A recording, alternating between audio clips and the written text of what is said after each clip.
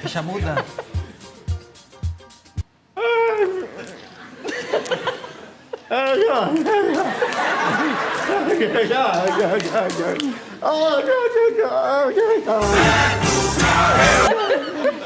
Ainda não, velho.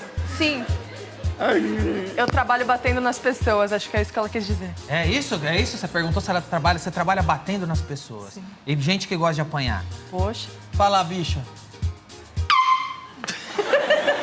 A boca, espetando isso.